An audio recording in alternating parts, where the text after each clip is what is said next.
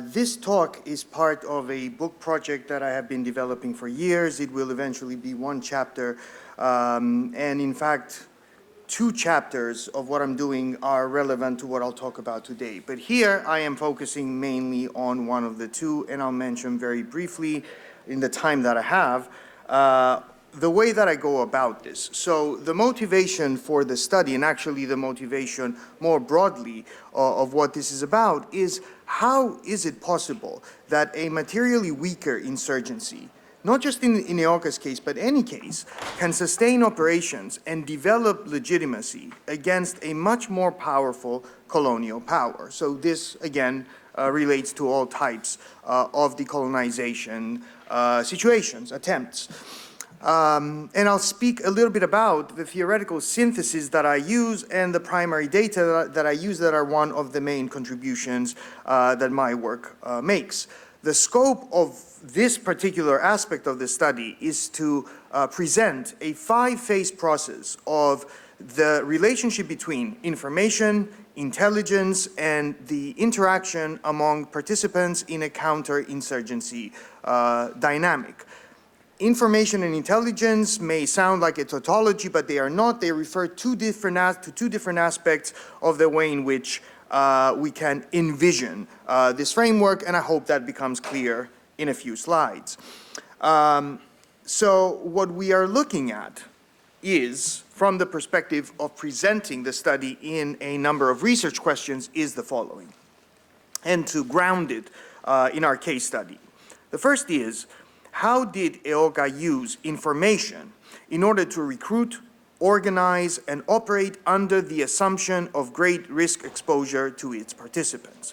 The second is, how did British intelligence shape counterinsurgency design and execution over time? And of course, what were the consequences of that, leading us directly into the third question, which is the way in which punitive tactics may, and in the case of EOKA did, produce effects that are opposite to their intent.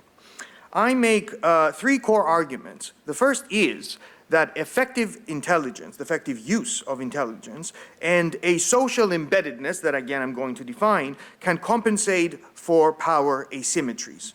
The second is that coercion that ignores and/or violates local norms, social and otherwise, as I will explain, corrupts the state's, in this case the colonial states, of course, informational environment and expands the potential for the legitimacy and growth. And when I say legitimacy, this is the second chapter of what I was referring to. I actually conceptualize this as both external legitimacy, in other words, the way in which the organization is perceived, and internal legitimacy within the sphere in which it operates. And thirdly, that repression may produce informational externalities, and I use the word externalities in the way that it is used from economic theory, which is to create external results in the way in which we envision public goods provision that may be unanticipated in the exchange that takes place. In this case, an informational exchange with respect to the participants to the conflict. The theoretical framing of my approach, again, as quickly as I can put it, is the following. Any type, and this is, of course, as I say, the canonical approach, which is very prevalent in the relevant literature, which is referred to as the free rider problem of insurgency, as follows. The collective objective of an insurgency, something like self-determination, for example, in the case of EOKA, benefits everyone in a specific group. In this case, let's say the Greek Cypriots, leaving aside the Turkish Cypriots for a moment, regardless of their individual participation. This entails that a rational individual should not join, since they can benefit from the efforts of others without assuming any of the elevated risk of participation themselves. Death or any other, of course, type of outcome for them personally. If this is the case, and all participants behave, all potential participants behave rationally, then it should be the case that an insurgency should never take place, or at least it should never succeed in moving beyond its nascent stage. But this is, of course, not the reality. So there must be something that overcomes this so-called free rider problem. Again, this is an approach that is taken from largely economic theory about the provision of public goods. Mansur Olson famously referred to it as a free rider problem. The canonical approaches to overcoming this problem, which I'm not suggesting are not present in the case of EOKA, I would actually say that especially number 4 is part of the narrative that I built in order to explain this particular case. I've worked on other cases, by the way, so EOKA is not the sole focus of my work, but of course here we're only talking about EOKA. The first is to elevate the costs of non-participation for potential participants. In other words, make it more costly not to participate than to participate. The second is to provide selective benefits to participation. This was actually Olson's original solution to the problem. In other words, those who participate benefit something, so a benefit-driven rather than cost-driven approach. The third is the reevaluation of a risk assessment that may actually get participants to realize that involvement may not be as risky as they initially thought it might be, or non-involvement may actually be even as risky. And the fourth is an appeal to non-rational, and by non-rational, of course, we don't mean irrational, calculus for motivation. In other words, other aspects of motivation for participation that may not be accounted for by a strictly rational calculation of why an individual may participate. And it is on this category, more broadly defined, that my two-level approach focuses on. The first is recruitment as an informational socio-political process that resolves a very specific type of informational incompleteness. And that is uncertainty about the fitness, and when I say fitness, of course, I don't mean, physical fitness, I mean the extent to which the characteristics of a particular individual suit the purposes of the organization. So about the appropriateness, the trust, and the commitment of participants, which informational asymmetry may actually be held on both sides. In other words, the organization does not know the reality of the characteristics of the participants, and the participants themselves do not know. They may think they know, but they will only realize in reality at the time of participation. The second is a type of embeddedness, as I already said, in two ways. One, as a social network characteristic, and as the basis of social norms that defines the pool of participants in such a way that once again reveals information and bridges the gap of informational asymmetry. I will gloss over a few of the details in the presentation because obviously I don't have time to go into them. My methodology is as follows. As I already stated, here I'm looking for one single case study as a test of these research questions in the case of EOKA. My research strategy is to follow a chronological process tracing of conflict dynamics rather than static actor types, and this will be most evident in the fifth of the phases that I will very briefly here illustrate. And let me explain that before I even get to it. There is a tendency about studies on EOKA, especially from a very specific historical viewpoint that ex post looks at the way in which the conflict dynamics develop as a one particular type of organization. And I hope to convince you that this is not the case. EOKA is two organizations in one, and again, let me state the conclusion very, very briefly. It starts out as a clandestine organization and wants to remain a clandestine organization, but finds itself unable to do so because of the information that is revealed about participants over time. So what begins as one character develops into what many people seem to think about EOKA, which is an insurgent guerrilla organization.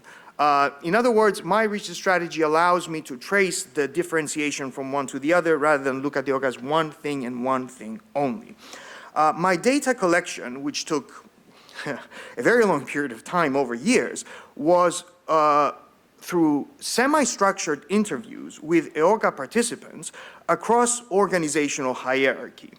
with prioritization on higher strata representation, to say that in Greek, focusing mostly on tomearches, and especially those who were participants at early stages so that we can clarify the ways in which the organization actually got through the phases in order to succeed in building up beyond the nascent stage. And also geographic dispersion, because geographic topology makes a big difference, and again, the literature is very deep on this, on the way in which insurgent organizations may succeed. Mountainous areas reveal very different characteristics from urban areas, rural areas, and so on. That is my primary collection of data. My analysis, once again, is to identify these 5 successive stages. Let me set them out. I have multiple slides on each, but I actually won't go through them because that will take us a very long period of time.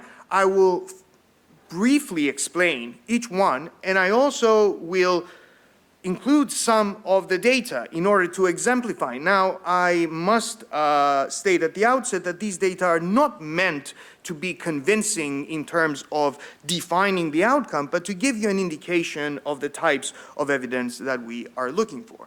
The first is an inception stage, and this is the primary focus of my research, because as I said, any understanding of the free rider problem in such a way that it should dissuade individuals from even participating in this type of elevated risk activity should be the most difficult one for such organizations to actually maneuver through. So this inception stage is where power asymmetry is at its maximum, but at the same time, uncertainty is at its maximum. However, there is a counterintuitive insight that is born out of the work that I've done, which is that the weakest moment with respect to the power of the organization can at the same time be information rich, because the use of the types of social norms and social network embeddedness that I talk about means that if secrecy and vetting of potential participants is tightly controlled, that means that the organization can be highly efficient. And we see this, of course, again, this comes out in the interviews that I did very, very strongly. Later on in discussion, if you're interested, I can bring up so many examples that draw such interesting conclusions. Just one is that brothers that were involved at this inception stage were unaware of one of the other's involvement, because secrecy was the foundational strategy of the organization. The second is a consolidation phase that prioritizes the clandestine operation and the use of intelligence and information practices, and once again we see this very clearly in the early growth of the organization.